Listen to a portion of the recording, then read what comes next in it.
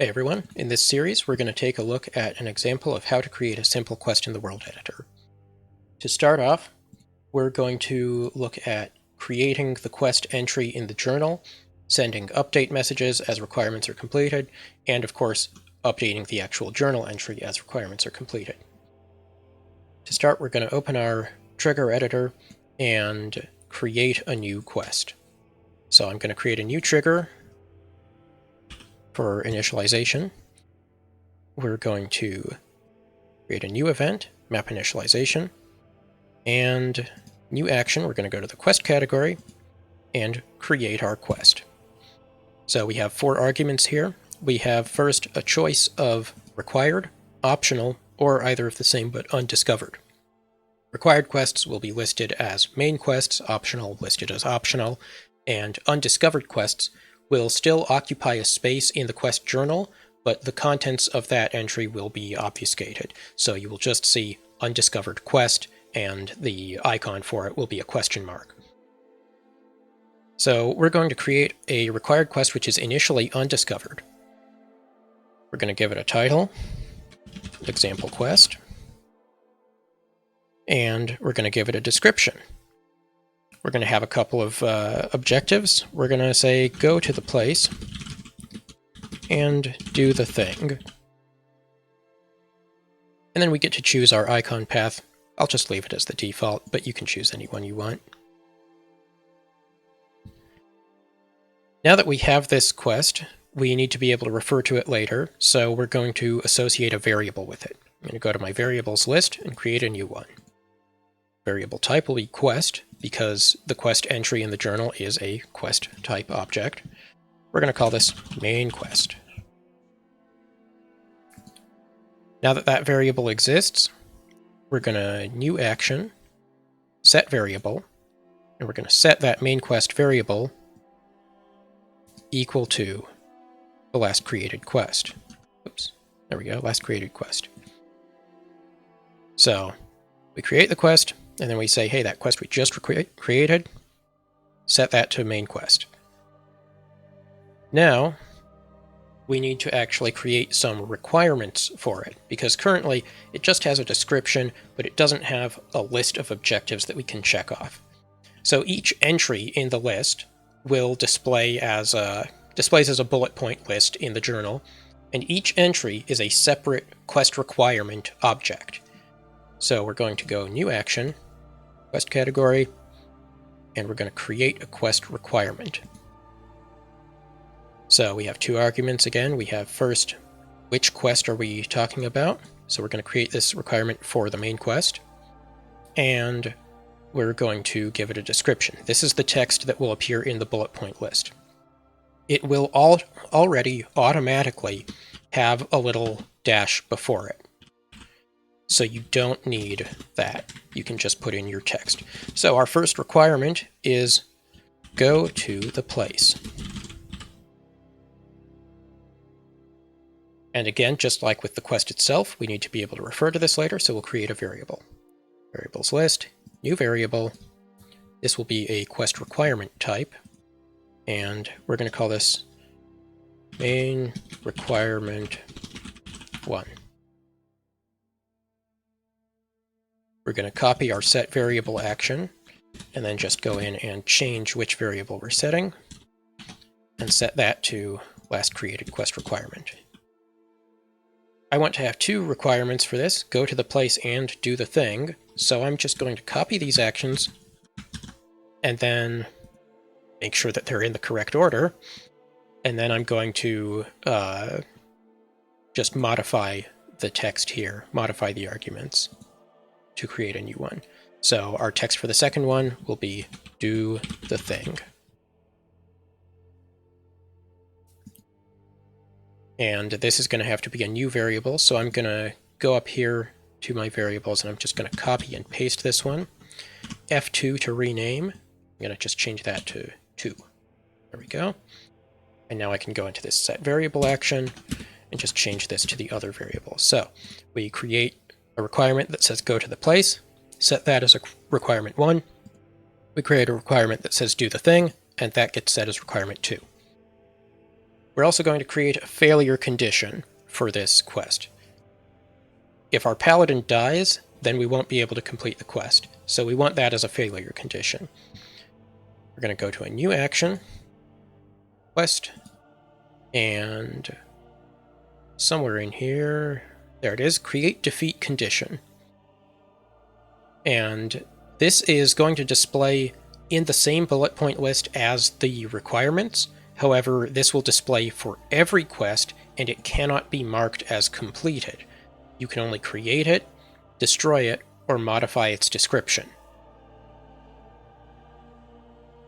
So we're going to make the text be Paladin must survive. So now, no matter how many quests we create, every single one of them will have the note in it that the Paladin must survive. This does not create any gameplay effect or anything. You have to set that up as a separate trigger. This just adds an entry to the list in the journal. Now that we've created our quest objects, let's actually implement some objectives. So first thing, we need a place that we can go to.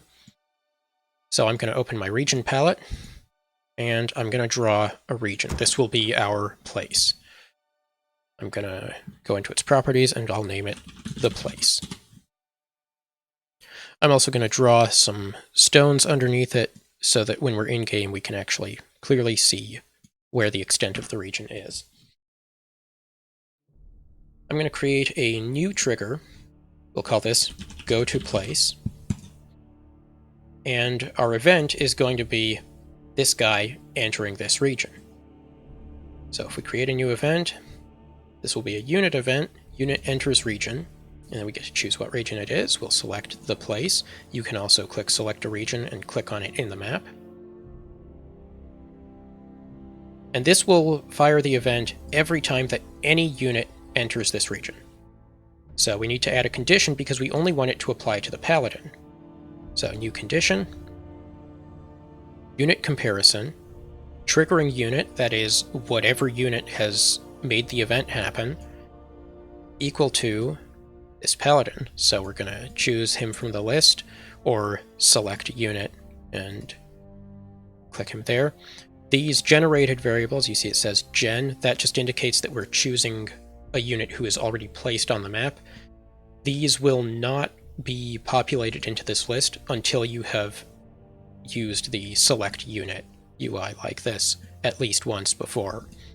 Otherwise, it won't generate the variable unless you actually ask it to. So we're going to hit OK. And now, if a unit enters the place, it's going to check if they're the Paladin. If they are the Paladin, we'll proceed with the actions. So we're going to mark that quest requirement as completed. New action, quest, mark quest requirement as completed. So we have two arguments. We get to choose which quest requirement we're talking about. In this case, it's requirement 1, which was go to the place. And then we get to choose, do we mark it as completed or incomplete?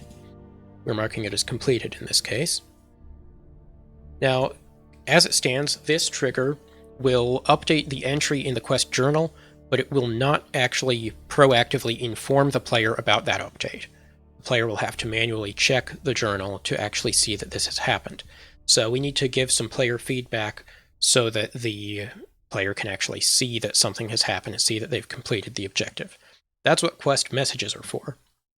So we're going to go to a new action, quest category, and we'll select the quest message function. We have 3 arguments here. First is who gets to see it. In this example, we'll just say all players, because there's only one player anyway. And then we have the type of message, and then we have the actual text of the message. So for the type of message, we have a handful of options here, and essentially what this will determine is, for some of these, the quest log icon in the corner of the UI will flash to draw attention to it. And I believe that's for all of the ones with quest in the name. For the other ones, and even for the different quest ones, there is a different sound effect for each of these. So quest completed plays a little jingle, quest failed plays a different jingle. Same with all of these, they all play a different sound effect. So in this case, This is going to be a quest update message. And the text of the message, Blizzard has a specific formatting convention that they use for all of these messages in the vanilla campaign maps. I have an example of that in a notepad, which I'm just going to copy and paste in here.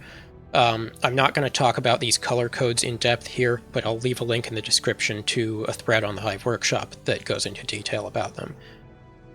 So in our example, we have quest update, and then we have quest name. I'm going to fill in example quest, because that's what we called it.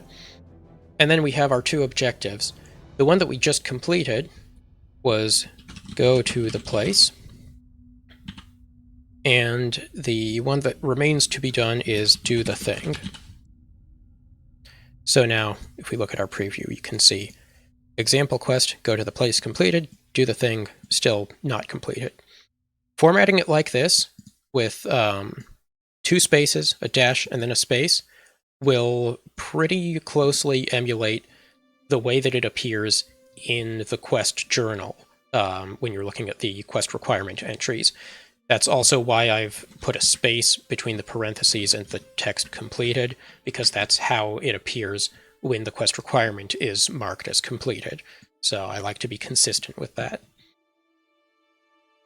So now that we have our message, we're going to hit OK.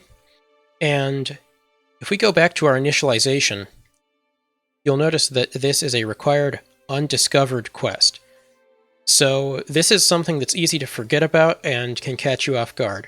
If you initialize your quest as undiscovered, marking things as required and updating the description is not going to discover the quest automatically. So let's make sure that the quest gets discovered before we actually start updating things. I'm just going to add a small delay after we create it to then mark it as discovered. This will also give us an opportunity to look at another example of a quest message. So I'm going to create a new action, and I'm going to just wait. And if we select the time here, you can see there is a preset campaign quest delay. This is about 3 seconds, I think, give or take, something like that. And that's just going to be the same delay that they use for this exact purpose in the vanilla campaigns. But you can put whatever delay or whatever conditions you want for discovering the quest. So we're going to mark our quest as discovered after that short delay. So we go to the quest actions and mark quest as discovered. So we're going to mark main quest as discovered. And again, just like updating the requirements as completed, this is not going to actually display any information to the player unless they proactively check the quest log themselves. So we're going to copy our quest update message. Oops, I don't need to paste it in there. Let's go back to our initialization, paste that in, and then we can just change it a little bit to fit what we're doing. So this is going to be a quest discovered message. And I'm just going to change update to discovered. Title is going to be the same. The objectives are the same, but we're going to remove that completed, and we're going to remove that color tag. So now you can see we have 2 active objectives in the list. Hit OK, and there we go. Now we're going to set up our second objective, do the thing. In this example, it's going to be pretty much the same, so we're just running through it another time. We're going to go ahead and create a null poacher down here. The thing in question that we're doing is killing this null poacher. So we're going to create another new trigger, do the thing, and our event for this, for detecting the completion of the objective, will be this target unit dying. We're going to go to a new event, unit event, specific unit dies. So we're going to choose our unit, select unit, and we're going to click on that null. There we go. So null poacher dies, and then it's going to check conditions. In this case, we're not really concerned about conditions because we just need this guy to die. It doesn't matter how it happens. And then actions, we're going to actually go back and just copy-paste the requirement marked as completed and the quest update message, and then modify them slightly. So I'll copy that. paste it in here. We're marking requirement number 2 as completed this time. And then for our update message, we're just going to mark the second requirement as completed as well. So there we go. And that actually completes all of the objectives. So we can go back and change this to a quest completed message. And we're going to change our text to say completed. Completed. Let's see if I can spell that right.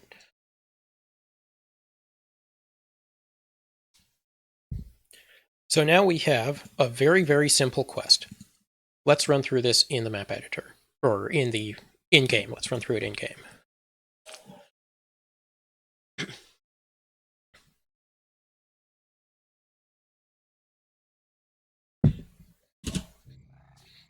I am not. Okay, so after our short delay, there we go. We have our quest discovered. Example quest, go to the place, do the thing. And you can see the quest button is flashing. So we're going to open this, and you can see, go to the place, do the thing, Paladin must survive. Remember, this is a requirement object, and a defeat condition object.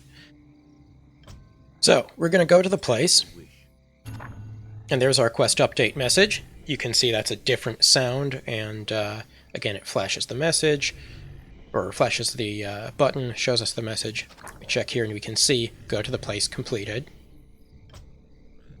Now let's go ahead and kill our poacher. Let's do the thing. Save a couple seconds here.